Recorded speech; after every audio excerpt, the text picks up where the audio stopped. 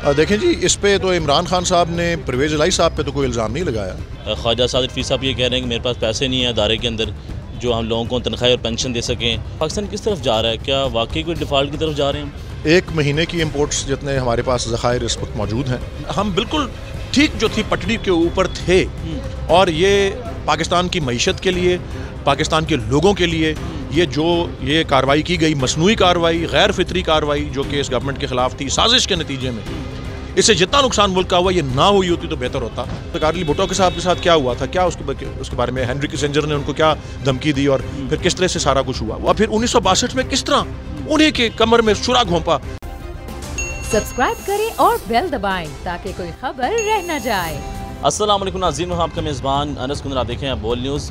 नाज़रीन हमारे साथ मौजूद हैं पाकिस्तान साहब के रहनुमा वलीद इकबाल साहब। इनसे बात करते हैं कि जिस दिन असम्बलियाँ तलील होनी है तो क्या लगता है क्या डेट हो सकती है? जो मुझे अंदाज़ा है, मैंने इस मौजू पे खान साहब से बराह रास्त बात तो नहीं की फ़िलहाल। मैं 2-4 रोज़ पहले उनसे राब्ते में था, लेकिन एक और मामले के ऊपर। तो मेरा अपना जो गैस वर्क जिसे आप कह सकते हैं या कयास जो है, और जो बयानात आते रहे हैं फवाद चौधरी साहब के भी और दीगर, खान साहब ने ख़ुद भी जो इशारतन बातें की हैं, मुझे तो कभी यकीन है कि दिसंबर के महीने के अंदर ये कार्रवाई होगी और हो सकता है कि 1 हफ़्ते के अंदर हो जाए। ये मेरा अंदाज़ा है, मैं आपको अंदाज़ा बता रहा हूँ। मैंने पहले ही अर्ज़ कर दिया कि मैंने बराह रास्त इस पर गुफ्तगू नहीं की खान साहब से, जिससे मुझे ज़रा बेहतर इल्म हो जाए। ये इतराज़ करते हैं कि इमरान खान साहब के ऊपर कातलाना हमला हुआ, उसकी FIR दर्ज नहीं हुई। आपका अपना CM साहब थे, तो आप लोग एतबार कर सकते हैं दोबारा परवेज़ इलाही साहब के ऊपर?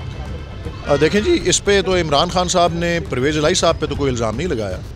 उन्होंने ये ज़रूर कहा है कि जी मैं मुल्क का वज़ीर आज़म रहा हुआ हूँ और मेरे पर कातलाना हमला हुआ है, लेकिन मैं भी FIR नहीं करा सका।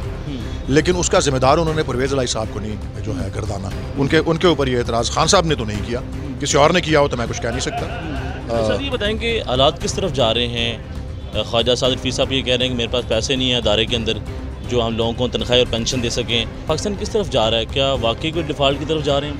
1 महीने की इम्पोर्ट्स जितने हमारे पास ज़खायर इस वक्त मौजूद हैं, लेकिन ज़खायर का जो सतह है वो अब बिल्कुल अपने लोएस्ट लेवल पे चली गई है। पिछले काफ़ी सालों में इतनी लो लेवल जो था वो नहीं हुआ था हमारे ज़खायर का जो ज़र मुबादला के हैं। और इसमें बहुत सी हमारी ऑब्लिगेशंस हैं, कर्ज़े लौटाने की, कर्ज़ों के ऊपर जो मार्कअप है वो अदा करने की, और उसको भी करने के लिए हमारे पास अपने वसाइल नहीं है, हम मज़ीद कर्ज़े ले रहे हैं।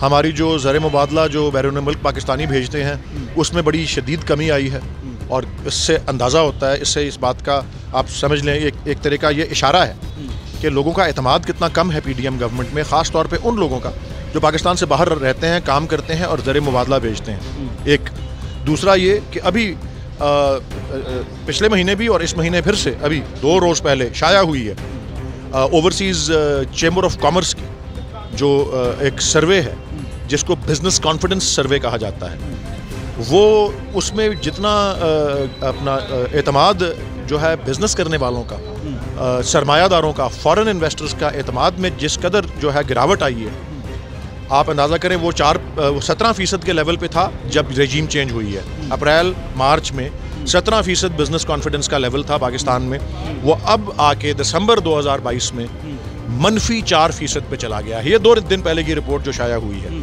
और मईशत जो है वो बिल्कुल जो है इस वक्त दिवालियापन के जो है वो दहलीज़ के ऊपर खड़ी है।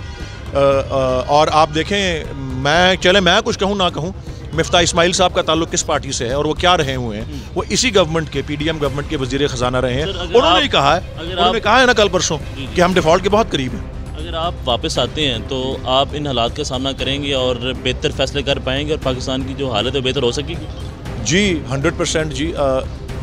इसका आई थिंक काफ़ी दफ़ा खान साहब खुद बता चुके हैं कि जिस दिन रेजीम चेंज हुई, लोग ये जानना चाहते हैं कि नहीं, मेरे आप बात तो सुने कि जिस दिन रेजीम चेंज हुई है उस दिन क्या हमारे इकोनॉमिक इंडिकेटर्स बता रहे थे, हमारी एक्सपोर्ट्स का लेवल क्या था, हमारी ग्रोथ कहाँ पहुँची हुई थी, हमारी ओवरसीज़ रेमिटेंसेस क्या आ रही थी, हमारी IT एक्सपोर्ट्स कितनी थी, और हम बिल्कुल ठीक जो थी पटड़ी के ऊपर थे। और ये पाकिस्तान की मईशत के लिए, पाकिस्तान के लोगों के लिए ये कार्रवाई की गई, मसनूई कार्रवाई, गैर फितरी कार्रवाई जो कि इस गवर्नमेंट के ख़िलाफ़ थी, साजिश के नतीजे में इससे जितना नुकसान मुल्क का हुआ, ये ना हुई होती तो बेहतर होता। हम देखें, हमारी कंटिन्यूटी चलती रहती तो हम इसको चला रहे थे और ठीक चला रहे थे।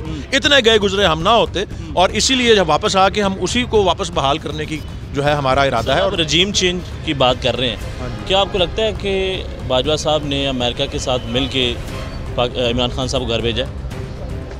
देखें जी, इसके बारे में जो डायरेक्ट मालूमात हैं वो खान साहब के पास खुद हैं। मैंने ना वो साइफ़र पढ़ा है, ना वो उन मुलाकातों का हिस्सा रहा हूँ जिनके ज़रिए खान साहब अपने एक नतीजे पे पहुँचे हैं। लेकिन ये सवाल सदर पाकिस्तान डॉक्टर आरिफ अलवी साहब को भी जो उठाया गया था, और उनका जवाब मैं वही दोहराऊँगा कि उन्होंने जो ख़त लिखा हुआ है सुप्रीम कोर्ट के चीफ़ जस्टिस को, Pakistan chief justice of Pakistan को, कि इसकी तहकीक होनी चाहिए।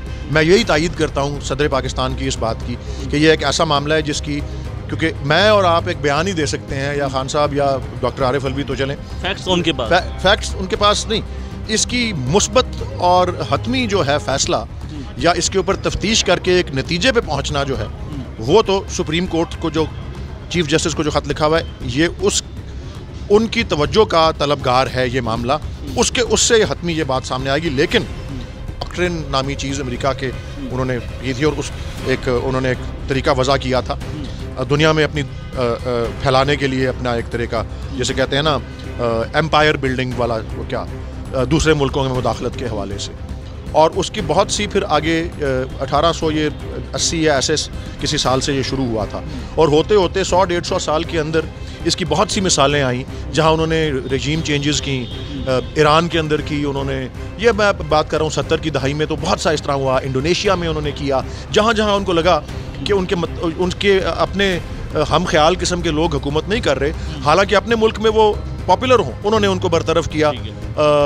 और लातीनी अमेरिका में ये बहुत हुआ, ब्राज़ील में इस तरह से हुआ, निकारागुआ में इस तरह से हुआ, बहुत मुल्कों में उन्होंने मुदाखलत की, और मानते हैं उनके अपने 25 साल बाद जो रिकॉर्ड्स जो उनके पब्लिक हो जाने का होता है उससे नज़र आता है, उसमें कोई वो छुपी बात नहीं है।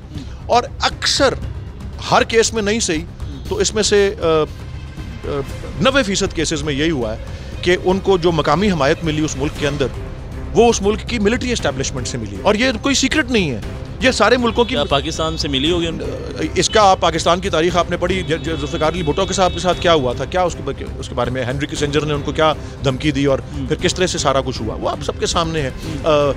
किन हालात में फील्ड मार्शल अयूब खान आए, और किस तरह से फिर वो सीटो और सेंटो और अमेरिका की वो सारी उसका हिस्सा बने, और फिर 1962 में किस तरह उन्हीं के कमर में छुरा घोंपा जब चाइना और इंडिया। सर ये बताएं कि इमरान खान साहब की नैली की बात की जा रही है, तो क्या लगता है कोई इस तरफ बातें जा रही हैं और इमरान खान साहब नैल हो सकते हैं? देखें जी, ये तो वो वकला आपको बताएंगे जो इन केसेस में उनको डिफेंड कर रहे हैं। ये खान साहब ने कई अरसे से बात ये की है कि अगर उनको वैसे वो नहीं कर सकते, किसी तरह से इलेक्शन में हरा नहीं सकते, तो उनको टेक्निकल नॉकआउट का तो तरीका जो है ये करने की कोशिश कर रहे हैं, लेकिन वो कामयाब नहीं होंगे, मैं यही समझता हूँ जी।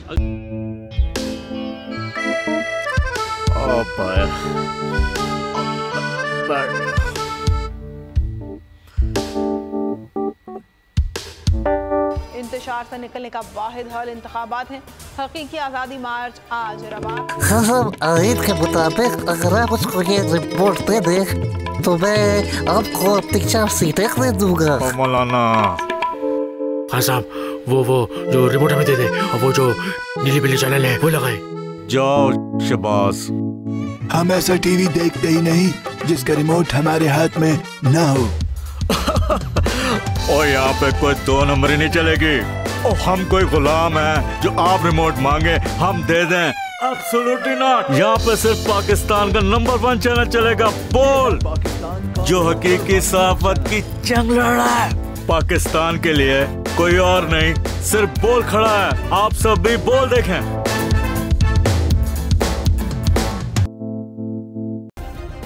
सब्सक्राइब करें और बेल दबाएं ताकि कोई खबर रह न जाए।